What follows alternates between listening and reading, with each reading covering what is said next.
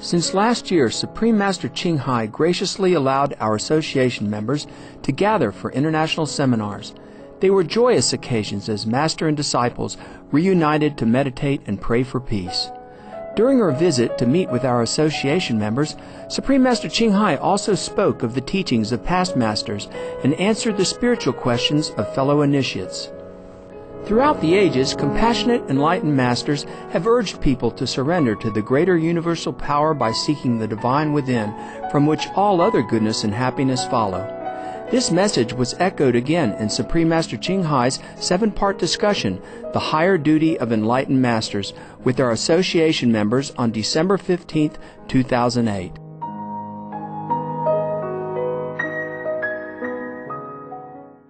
Supreme Master Ching Hai's lectures are not a complete meditation instruction. Please do not try alone. For free of charge guidance, please visit www.godsdirectcontact.org or contact any of our centers near you. Dan is the word in Hindu, in Sanskrit for birthday. Yeah. We have Buddha Dan also. And when it translated into Vietnamese, it's become Dan. Dan Sang means the birthday of the Buddha. Buddha Dan. Rama was a great master in Hindu tradition. He's not even Hindu. Of course, he's universal. Can you imagine?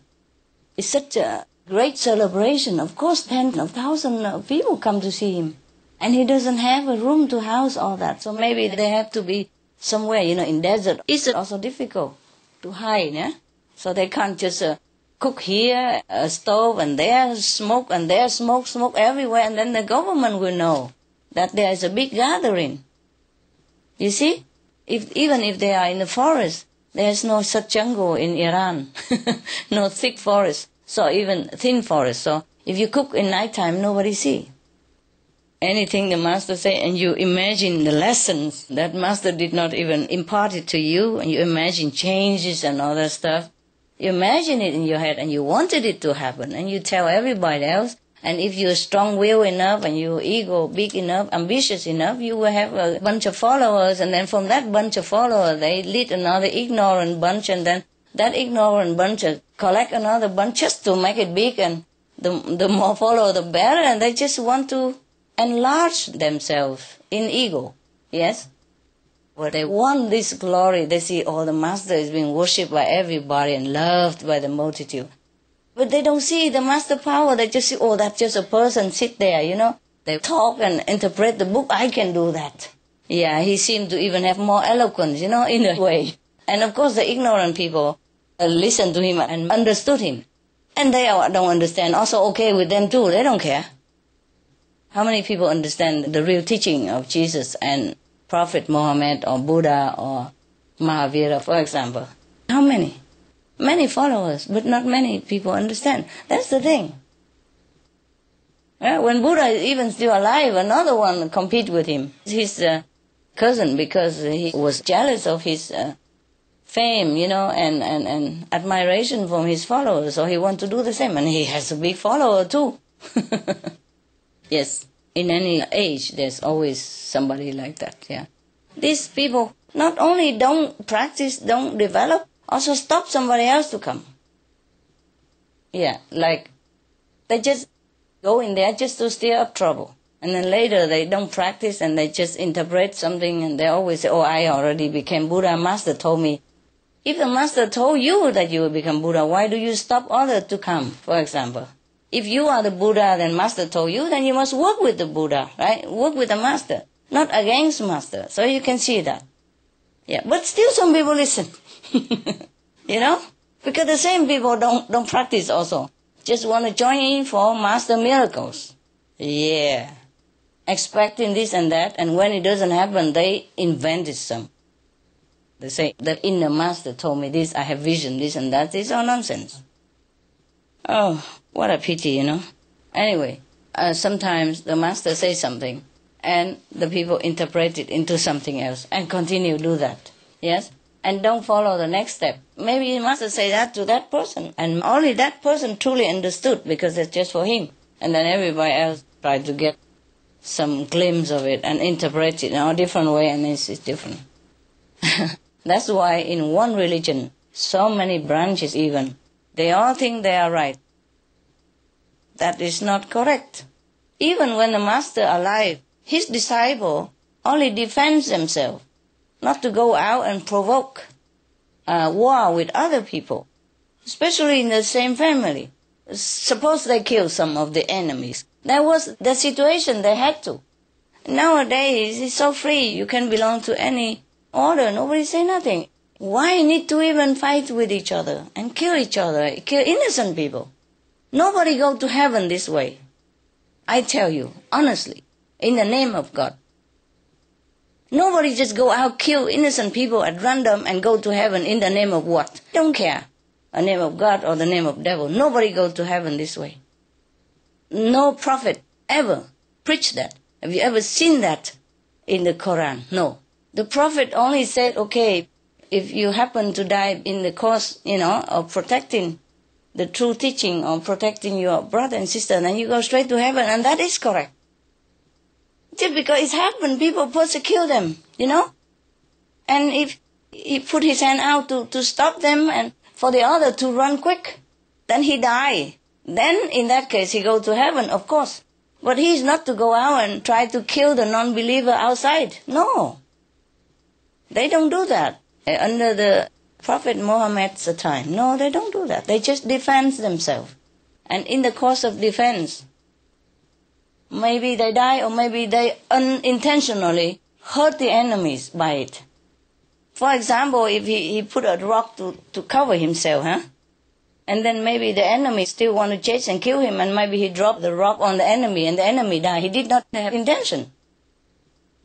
Or maybe he just used some stick to defend himself, and then the enemy maybe fall onto the stick and die. That is not like he intend to kill him. The Muslim under the Prophet never went out to kill anybody. And the Prophet, least of all, tell them to do that. He never did. I have watched one of the Muslim drama. Yes, and it's supposed to be from history, They made, every time Ramadan, they made the drama is similar all the time, yeah? And in that drama, one of the master disciples, the Prophet disciples, say to the others, the Prophet told us not to kill anybody, not to make war. So we just don't do anything. We just stay here and see how to stop them, that's it. Or just, we don't go out and provoke and fight with them. Because the Prophet say no. In a drama, I heard that. They replay it just like every Christmas. They replay the manger drama. They play again and again every Christmas. So there must have been history, you see. Even nowadays they play that. They still say that Prophet did not tell us to go and fight. Yes. So we just keep quiet and try to avoid the enemies. That's what they say in a drama. I didn't have time to see the whole thing, but I see most of it. In this trend of peace, that the Prophet has taught them, even under extreme persecution like that. So even Jesus, you see, people harass him all the time, and he had so many disciples. He could have started a revolution, and people would listen to him with all the miracles that he did. Everyone would listen to him, and he could overcome the government, at least the local one, easily. He could even fight and run, you see, protect his life, but he didn't. See, all the masters are peaceful like that. So it's the same, When you see that, Master Jesus is a great man. And when you know that, Muhammad is a great prophet. No master ever want his disciple to go out to kill even enemy. No, it said all over in the Quran. We collected them, all the sayings of the different prophets, and we put it on black and white there for everybody to see. I hope this helped to enlighten the people of different faith. That's why I told them to do it. It's worth it. Instead of using the airtime for advertisement and making money, we use the airtime just to benefit all faith, all the people, hoping that they make peace with each other. And it's working. There was a king of Arabia, the king of Saudi Arabia. He organized many times interfaith conference, remember? Oh, blessed be his soul. He must be very enlightened king and very kind person. And he helps many country and many people. Not just his people, but other country as well, yes. Blessed be his soul. This is a true Muslim. This is the true spirit of Muslim. Peace and coordination. Yeah? Okay. All right. I have done my job. Now you're going to do yours. You digest it. And you go home, you dissipate it to other people. And make it your treasure. Yeah? It was a very good letter of the Master. Thanks be to him. Peace be upon him. Mirza Abdul Hadi Khan of Bokhara. Wow. Very beautiful name, eh? I don't understand all of them, but it sounds very nice. Yeah, and where he is also very nice. Bokhara. Oh, beautiful. The Arab language is very nice, huh? Yeah. The name of the city sounds very nice also. Like Kandahar. It sounds so nice. Yeah. It's a pity. It's all because of misunderstanding of religion. If the people truly study their religious scripture very well, there would be no war between religions, let alone within one religion. You see, it has to stop. Human has to have really enough one day of madness. But I tell you what, even so much war, the people die of hunger even more. The climate refugees is 25 million now, and the whole world refugees is 60-something million. 1/3 of it is climate refugees, which are not recognized. Other 40 million are recognized. Some yes and some no, but at least they have a status of refugees, yeah? But the climate refugees, nobody care. And they live in dying, nobody care. They have no right at all of any convention to protect them. You see, they are left alone to fight for themselves and for their children. These are the really true refugees, and I truly don't know where and how to help them. They're scattered everywhere, They have no voice even. They have no voice. Many islands, countries sunk. And then they have to go to the neighbor island, and the neighbor island also begins sinking.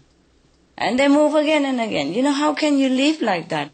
How can you settle down like that? How can you earn any living for your family in this situation that you have no home, no status, no nation, and nobody care, no right? They're like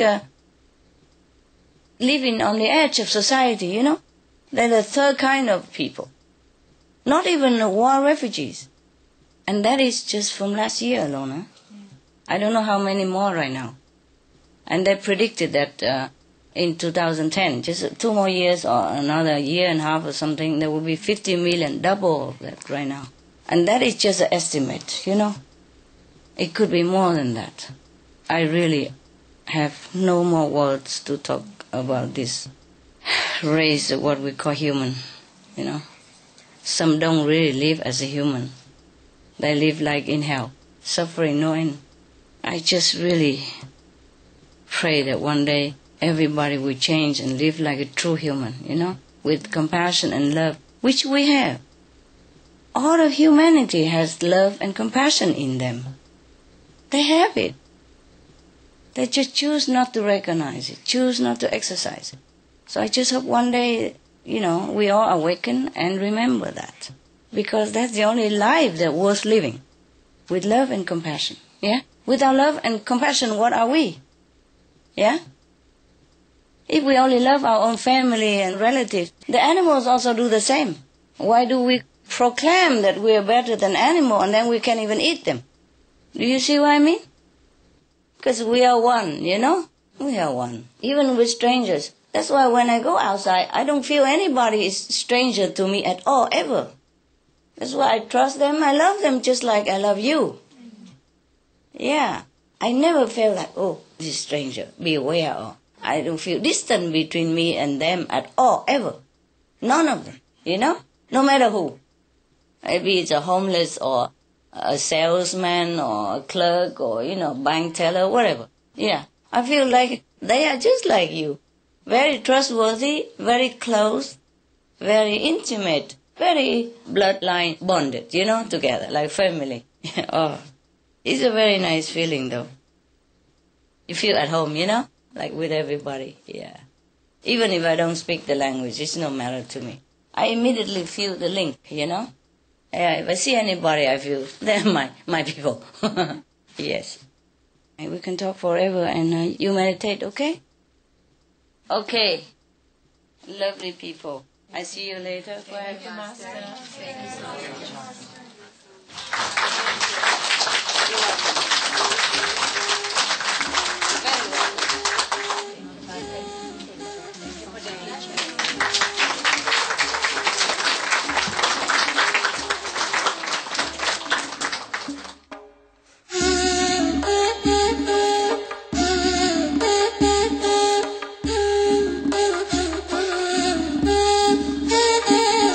That concludes today's episode of The Higher Duty of Enlightened Masters on Between Master and Disciples. Please stay tuned to Supreme Master Television for Healthy Living, coming up next right after Noteworthy News. Heaven bless and farewell for now.